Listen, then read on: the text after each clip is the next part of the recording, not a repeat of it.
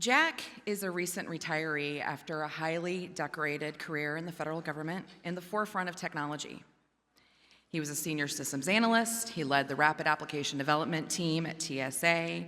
He helped law enforcement agencies track down national crime syndicates and bust them up by tracking the technology. And he refused to use Gen AI. He said he had no use for it. Besides, he told me once, it's not really much more than good programming, and I know good programming. Jack's adult daughters tried to get him to use it. He refused. And then one day, in the middle of a heated argument with his eldest daughter, she pulled out her phone and repeated the argument into ChatGPT and said, "Who's right, me or Dad? Give me evidence." Turns out she was right, and she had proof, and her father didn't believe her. And he took the phone and he said, "What is this?"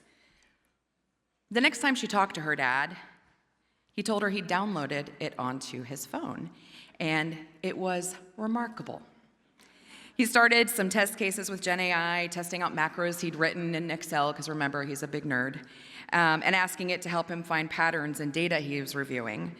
But where Jack really turned the corner from curious and intrigued to fully adopted was when his wife got sick and was hospitalized. He didn't understand all the things the doctors were telling him or what the tests showed, and he was afraid. He was afraid. He started asking Gen AI what the tests meant and help him to understand the results. And when his wife was able to come home, he asked Gen AI to help him follow a good home healthcare routine and made Gen AI part of his comprehensive healthcare team. See, it was emotion that got Jack off the Gen AI bench. He had no problem with the technology. He was apprehensive, but he didn't want to spend time on tech that he didn't care about and that didn't really matter to him. We forget as humans how tightly tied emotions are to motivation. In fact, both words come from the same Latin root word, which means to move. And what do we all want to do here today? We want our end users and our customers to move. We want them to change behavior. We forget as technologists that it is people with emotions and flagging motivation that we want to adopt our new technology. Jack, my dad, and his wife are doing very well, and I think he is the new retiree ambassador for Gen AI. I've spent the last 20 years working in technology adoption, from the help desk at FAA when we were rolling out 2FA and little key fobs, right? To now co-pilot and enterprise AI and data at NASA. And I've talked to users who don't know what fonts are the first time they're using PowerPoint, to users who have PhDs and have worked with the most sophisticated technology, but flat out refuse to let AI draft their email. I'm not here today to tell you what you already know or to say the same old thing that we have all heard a million times. You already know you should be developing your workforce. You already know that you should have an expert change manager on your leadership team. You already know that people are the beginning, middle, and end of why we're here.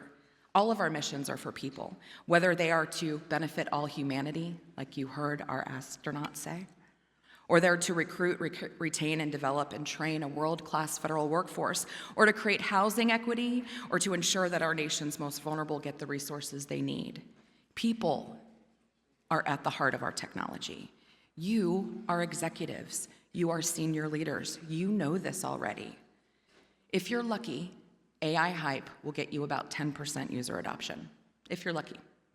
The rest, they don't trust you. They don't trust the tech. They don't trust the ethical guardrails. They're worried about their jobs. They're tired. They're change fatigued. They're overwhelmed, constantly trying to figure out how to do more with less. They have 300 unread emails, not because they're bad people. I'm willing to bet you all have a couple boxes in your garage you probably need to go through. That doesn't make you a bad homeowner. Just means you got to select your priorities.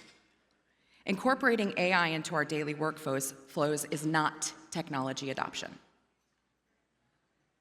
It's not technology adoption alone. What it is a fundamental transformation in how we work and how we think and how we think about work. And if you want people to transform with you, if you want them to change and adopt, you have to have a human plan. At NASA, we're developing a comprehensive enterprise AI and data, organizational change management, and workforce readiness strategic plan. It's a mouthful. As the leader of this plan, I can tell you 4 things are driving this strategy. All the regular things that you expect to see in a strategy, but we're focusing on empathy, emotion, engagement, and execution. Empathy. Where is your workforce? I mean, where are they really? What do they believe? What do they think about this whole AI thing? How do they think it's going to be implemented? Do they think it's going to break stuff? What do they think transformation is? And then we move to emotion. I know what they think, but how do they feel? Feelings matter, y'all. Are they fearful about their jobs? Are they frustrated at having to learn another tool? Are they skeptical because they've seen this before? Are they embarrassed because they don't get it? I don't know what agentic is. I can't tell anybody. What are they feeling? I need you to remember this. Emotions are what change behavior. If we want to move from hype to adoption, an awareness campaign ain't gonna cut it, y'all. Awareness will never equate to adoption, and neither will training. If you want adoption, you need to know your end users. I always say, I want to know what they eat for breakfast. I can engage them after I know that. That's when I bring them into the change. That's when I take all the resistance as powerful signals that I can use to push the change forward. That's when I recruit my loudest opponents. And I bring them onto the team and I say, poke holes in this. Help me understand what I'm missing. I involve them because then they stop being defensive and they start being part of my team. And then finally, execution, which is, how do I make this usable? How do I help you engage with this tool? This is where you, our leaders, are most important.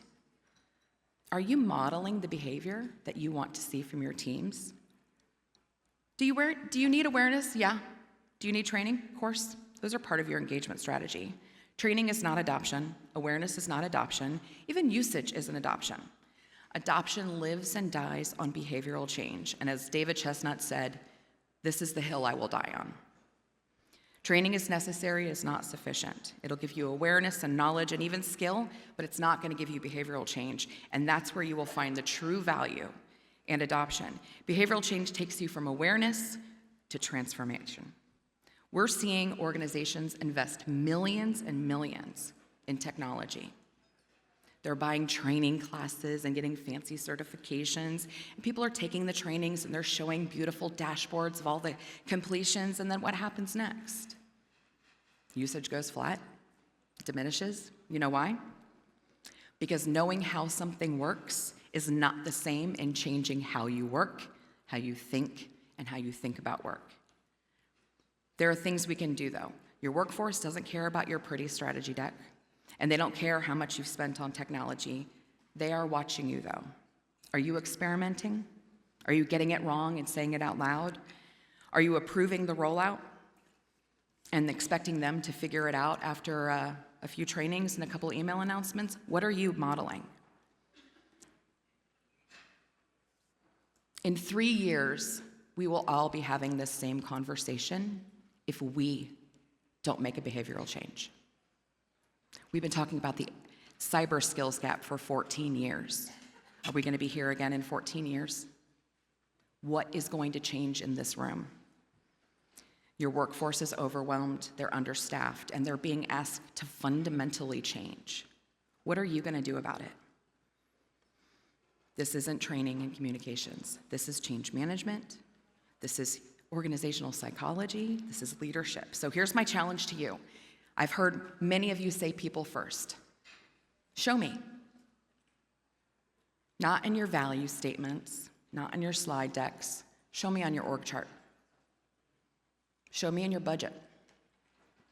Show me in the USA jobs posted that you're hiring the right people with the right skill sets. Because after 20 years in this field, I can tell you right now, you will not get AI adoption right if you do not get the human side right.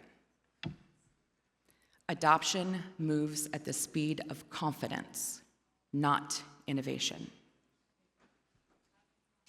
So, what do? You go and put your ad out on USA Jobs, you start moving, and what I would love for you to do is to transform how your organization works. Because if you don't, if you forget, We're gonna have this conversation again. To get adoption, you need to put your humans at the center of your implementation strategy, because that is our mission. It is people first, not technology. Thank you.